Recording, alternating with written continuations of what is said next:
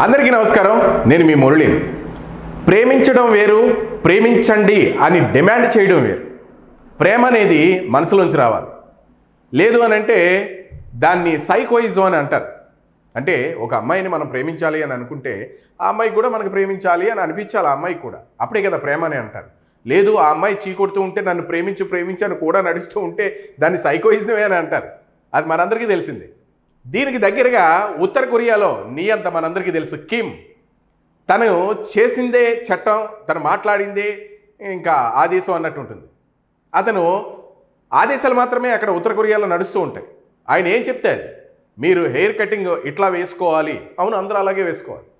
మీరు ఇంట్లో భోజనం ఈ టైంకి చేయాలి, ఆ టైంకి చేయాలి. అందుకనే కిమ్ అయ్యాడు. అక్కడ ప్రజలు హెయిర్ కట్ కూడా అలానే చేయించుకోవాలి.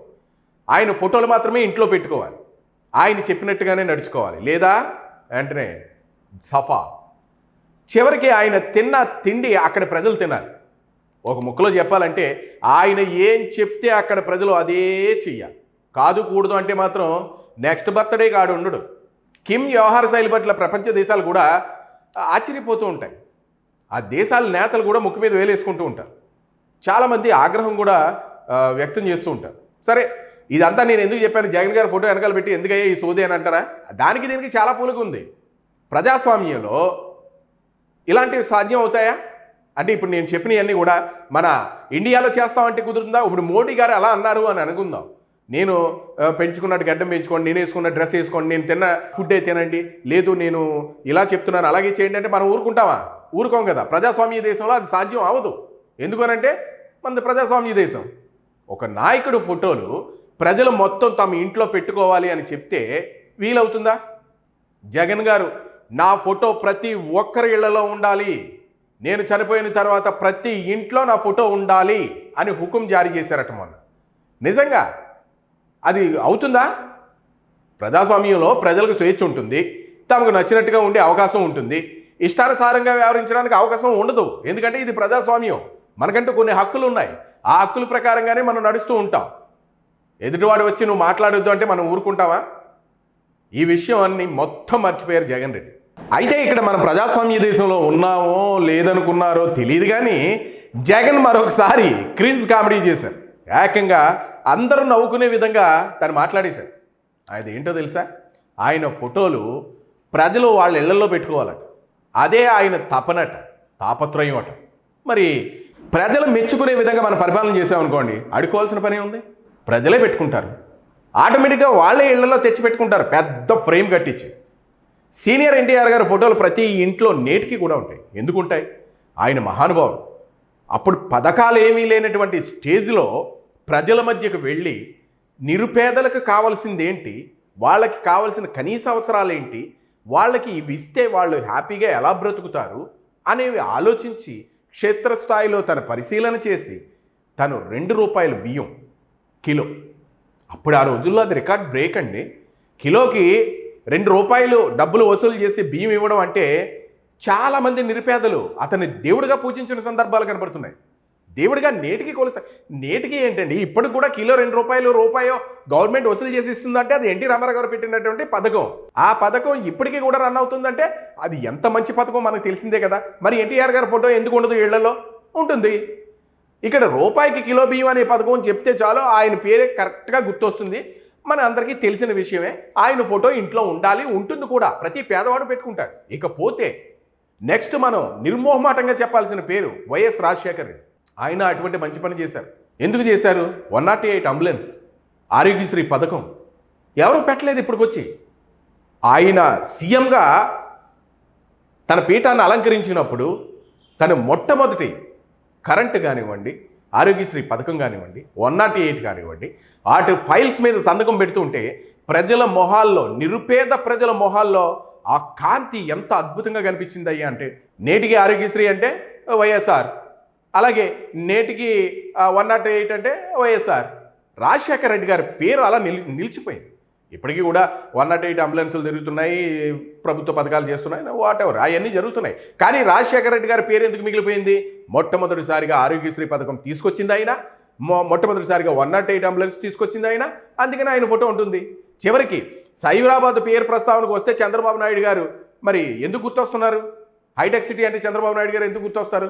అంతే, ఆయన చేశారు కాబట్టి అప్పుడుగా ఆయన ఎందుకు పని చేయనటువంటి అక్కడ చుట్టుపక్కల ప్రదేశాలని ఇట్లా ఉపయోగించుకుని సైబరాబాద్ పేరు ప్రస్తావన తీసుకొచ్చి దాన్ని డెవలప్ చేశారు చంద్రబాబు నాయుడు గారు.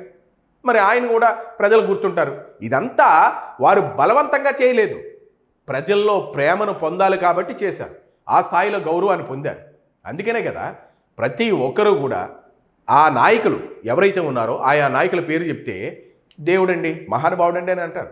మొన్న ఇటీవల కాలంలో జగన్ గారు తరచూ విలేకరుల సమావేశం పెడుతున్నారు, ఏదో ఒక అంశం తీసుకొస్తున్నారు. మొన్న మావిగానే అన్నారు, అంతకుముందు ఏదో అన్నారు, మళ్ళీ నిన్న ఏదో ఒక మాట అనేశారు.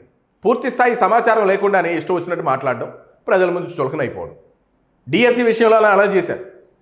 ఆ డిఎస్సి అంతా కూడా గోల్మాల్ అయింది, అందులో కూడ ప్రభుత్వానికి సంబంధించిన వాళ్ళకి ఇచ్చారు. రే బాబు, డిఎస్సి జరిగింది ఇదిరా అని అక్కడ ఉన్నటువంటి నాయకులు, లోకేష్ గారు, మంత్రులు వీళ్ళందరూ చెప్పినా కూడా అసలు అందులో నిజానిజాలు ఎంతో తెలుసుకోకుండా వాళ్ళు మాట్లాడేశారు.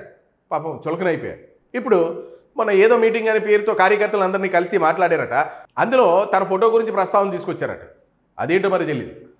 మరి సోషల్ మీడియాలో ట్రోల్స్ అయిపోతున్నారు. మరి మేమర్లందరికీ కూడా చేతికి పని కల్పించేశారు. జగన్మోహన్ రెడ్డికి ఇలాంటి స్క్రిప్ట్ రాసిస్తున్న నాయకులు ఎవరైతే ఉన్నారో వాళ్ళకి దండాలు పెట్టాలి. మహానుభావులారా, జగన్మోహన్ రెడ్డిని మరీ ఇంత తింగరోని కింద చేసేయడానికి మీరు ఇటువంటి స్క్రిప్టులు ఎందుకు రాసిస్తున్నారా బాబు అని వాళ్ళకి దండం పెట్టాలి. ఇలాంటి వాళ్ళందరూ కూడా కూటమి కోవట్లేమో అని అనిపిస్తూ ఉంటుంది నాకు. ఎందుకనంటే మరి ఇంత చులకనైన స్క్రిప్ట్ రాసిస్తే ప్రజల్లో చులకనైపోవడం, అలాగే కూటమి నాయకులకి, ట్రోలర్స్కి ఒక ఆహారంగా మారిపోవడం, ఈ స్థాయిలో కామెడీ క్రింజ్ ఏర్పడింది అంటే డైరెక్టర్లు వాళ్ళు, సినిమా డైరెక్టర్లు వాళ్ళు కూడా కాదు ఇటువంటి కామెడీ. జగన్మోహన్ రెడ్డి గారి కార్యకర్తల్లో దిశానిర్దేశం చేయాలి. అరే మనం ఓడిపోయాం, 11 సీట్లు వచ్చాయి, భవిష్యత్తు 2029 మంది, 2029కి ప్రజల్లో మనం వెళ్ళాలి, ప్రజల్లో మమేకం అవ్వాలి, మన తరపు నుంచి జరిగినటువంటి తప్పిదాలన్నింటినీ కూడా మనం రెక్టిఫై చేసుకోవాలి, మనం ప్రజలకు సమాధానం చెప్పాలి, మీరందరూ ప్రజల్లో ఉండండి అని చెప్పాల్సింది పోయి నా ఫోటో ప్రతి ఒక్కరి ఇళ్లలో ఉండాలి, నేను చనిపోయిన తర్వాత ప్రతి ఒక్కరూ నన్ను పూజించాలి అని ఇటువంటి మాటలు మాట్లాడితే ట్రోలర్స్కి ఆహారం అయిపోయారు జగన్మోహన్ రెడ్డి. నిజంగా మనం మాట్లాడుకోవాలంటే మన ఫోటో ప్రజల ఇళ్లలో ఉండాలంటే మనం ఎందుకు చెప్పడం? ప్రేమించని బలవంతంగా ఎందుకు ప్రేమించుకోబడ్డం? మనం ప్రజలకి మంచి చేస్తే మనం చెప్పుకోకర్లేదు, వాళ్ళే తీసుకొచ్చి ఫోటోలు పెట్టుకుంటారు. నా దేవుడండి, నేను నిరుపేదగా ఉన్నప్పుడు దేవుళ్ళ నన్ను ఆదుకున్నాడండి, ఇప్పుడు ఈ స్థాయిలో ఉన్నాను అని ప్రజలే పెట్టుకుంటారు కదా. మనం చెప్పక్కర్లేదు. మీరు లిక్కర్ స్కామ్ చేసి కొన్ని కోట్ల రూపాయలు వెనకేసుకుని ప్రజల ఆరోగ్యంతో చెలగాటాలు ఆడేసి స్కాములు చేసి ఇక్కడ ప్రతి ఒక్క నాయకుడు వెనకాల తీగలాగితే డొంకంతా కూడా తాడేపల్లి ప్యాలెస్కి వస్తుంది. ప్రజలన్నీ గమనిస్తారు. నిజం చెప్పాలంటే ప్రజల్లాంటి మేధావులు అసలు ప్రపంచంలో లేరు. వాళ్ళు చూస్తారు ఒక 5 సంవత్సరాలు మనం ఏంటో అట్లా లెక్కలు కట్టేస్తారు. వెంటనే ఇలా డస్ట్బిన్లో అలా కాలుతో అలా గెంటి నెక్స్ట్ వేరే నాయకుడికి అధికారం ఇస్తారు. ఆడు కరెక్ట్గా చేశాడా ఉంటాడు, లేదా సేమ్ డస్ట్బిన్. మరి వైసీపీ అదే కదా. వైనాట్ 175 అన్నారు, 11 సీట్లకు పరిమితం అయ్యారు. ఎందుకు పరిమితం అయ్యారు? అసలు ప్రజల్లో మాకు 40% నుంచి 60% వరకు ఓట్లు ఉన్నాయి, వాళ్ళందరూ ప్రేమాభిమానాలు మాతోనే ఉన్నాయి, ఈవీఎంలు తేడా చేసాయి అని అన్నారు. 11 సీట్లకు పరిమితం అయ్యారు. ఈవీఎంలు తేడా చేస్తే జగన్మోహన్ రెడ్డి ఎలా గెలిచారు? మిగిలిన 11 మంది ఎమ్మెల్యేలు ఎలా గెలిచారు? మరి వాళ్ళు కూడా ఈవీఎంలలో పోవాలి కదా. ఇవన్నీ తెంగర మాటలు. అంటే ప్రజల్లో మనం చులకనైపోయాం, ప్రజలకు మనం నచ్చలేదు కాబట్టి మన ప్రభుత్వం మరి చేసినటువంటి కార్యక్రమాలన్నీ కూడా తప్పిదాలు ఉన్నాయి కాబట్టి ఇప్పటికైనా మనం మారి ప్రజాక్షేత్రంలో మనం ఉండి మళ్ళీ ప్రజల అభిమానాన్ని చూరుకొని మళ్ళీ 2029లో సీఎం అవ్వాలి అని జగన్మోహన్ రెడ్డి గారు అనుకోవాలి తప్ప వింత కోరికలు, నా ఫోటోలు మీ ఇళ్లలో ఉండాలి, నా ఫోటో మీరు పెట్టుకుని పూజించండి, నేను ఇలాగే ఉంటాను, ప్రజల్లోకి రాను, 11 మంది ఎమ్మెల్యేలు ఉన్నా సరే అసెంబ్లీకి వెళ్ళను, ఇట్లాంటి మాటలు మాట్లాడితే జనాలు ఫోటోలు ఏం పెడతారండి? అది ఆ మాత్రం తెలియాలి. ప్రెస్ మీట్ పెట్టిన తర్వాత ఆ ప్రెస్ మీట్లో రాసికొచ్చినటువంటి స్క్రిప్ట్, ఒరే ఈడు పలానా సుబ్బారావు గారు రాశాడరా, అది కరెక్ట్గా ఉందా లేదా అని వేరే వాళ్ళకి చూపించుకోవాలి. నేరుగా సజ్జలవారి ఆ క్యాంప్ నుంచి వచ్చినటువంటి ఆ స్క్రిప్ట్ మరి సజ్జలవారి ఇస్తున్నారో ఎవరు ఇస్తున్నారో తెలియదు, గండిగా చదువుకుంటూ వెళ్ళిపోయి ట్రోలర్స్కి ఆహారం అయిపోతున్నారు జగన్మోహన్ రెడ్డి గారు. దీన్ని చూస్తుంటే జాలేస్తుంది నిజంగా. ఇలాంటి వింత కోరికలన్నీ కోరుతూ ఉంటే కార్యకర్తలందరూ కూడా వాళ్ళు నవ్వుకున్నారట. ఇదేం కోరికరా, కర్మరా బాబు, ఇది ఎక్కడ దారుణంరా, ఇళ్లలో ఫోటోలు పెట్టుకోవడం పెట్టరా అని అనుకున్నారట. పోని వైఎస్ఆర్ కంటే విభిన్నంగా పరిపాలించి అతను తీసుకొచ్చినటువంటి సంస్కరణల కంటే, అంటే 108 కానివ్వండి, ఆరోగ్యశ్రీ కానివ్వండి, ఇటువంటి సంస్కరణల్లో ఒక మంచి అద్భుతమైన సంస్కరణ జగన్మోహన్ రెడ్డి చేశారా అంటే ఏమీ లేదా. మీట నొక్కుడు డబ్బులు దోసుడు, మీట నొక్కుడు డబ్బులు దోసుడు. మరి ఇందులో దాని గురించి అయినా ఫోటో పెట్టాలా? మరి ఏంటన్నది మీ అభిప్రాయాలు కామెంట్ రూపంలో తెలియజేయండి. వీడియోని లైక్ చేయండి, షేర్ చేయండి. Thank you.